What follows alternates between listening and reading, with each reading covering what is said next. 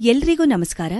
ಪರಮಪೂಜ್ಯ ಶ್ರೀ ಸಿದ್ದೇಶ್ವರ ಸ್ವಾಮೀಜಿಯವರ ಸುಜ್ಞಾನ ಸಂಪತ್ತು ಎಂಬ ಪುಸ್ತಕದಿಂದ ಒಂದು ಪುಟವನ್ನು ಓದಲಿದ್ದೇನೆ. ಭಾರತ ಮಹರ್ಷಿಗಳ ಸಂತರ ಶರಣರ ನಾಡು. ಶ್ರೇಷ್ಠ ವಿಜ್ಞಾನಿಗಳು ಬಾಳಿ ಬದುಕಿ ಸುಂದರವಾದ ವಿಷಯಗಳನ್ನು ಮಾತುಗಳನ್ನು ಹರಡಿ ಹೋಗಿದ್ದಾರೆ. ಈ ಮಾತುಗಳು ನಮಗೆ ದಾರಿದೀಪಗಳು. ನಾವು ಜೀವನದಲ್ಲಿ ಹೇಗೆ ಬಾಳಿ ಬದುಕಬೇಕು, ಅಂತಿಮ ಸಿದ್ಧಿ ಹೇಗೆ ಪಡೆಯಬೇಕು ಎಂಬುದನ್ನು ಮಾತುಗಳಲ್ಲೇ ಹೇಳಿದ್ದಾರೆ. ಋಷಿಗಳಲ್ಲಿ ವ್ಯಾಸ, ಕಪಿಲ, ಜಮಿನಿ, ಪತಂಜಲರು ಬಹಳ ಶ್ರೇಷ್ಠರು. ಅವರ ಬದುಕೆಲ್ಲ ಪವಿತ್ರವಾದುದು.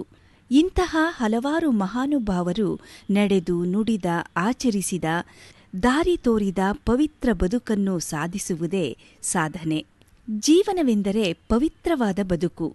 ಇಂತಹ ಬದುಕು ನಮಗೂ ನೋಡುವವರಿಗೂ ಆನಂದ ಕೊಡುವಂತಿರಬೇಕು. ಬೇರೆಯವರ ಸಂಪತ್ತಿಗೆ ಆಸೆಪಡದೆ, ಬೇರೆಯವರನ್ನು ಅವಲಂಬಿಸದೆ, ಸಿಕ್ಕಿದ್ದಷ್ಟನ್ನು ಗ್ರಹಿಸಿ ಆನಂದವಾಗಿ ಬದುಕುವುದೇ ಸಾರ್ಥಕ ಜೀವನ. ಉದಾಹರಣೆಗೆ, nature is the best teacher. ನಿಸರ್ಗವು ನಮಗೆಲ್ಲ ಒಳ್ಳೆಯ ಗುರು.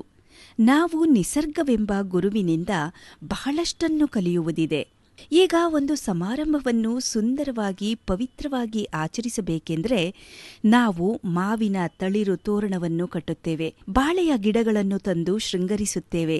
ಅದರಿಂದ ಅದೇನು ವೈಭವ!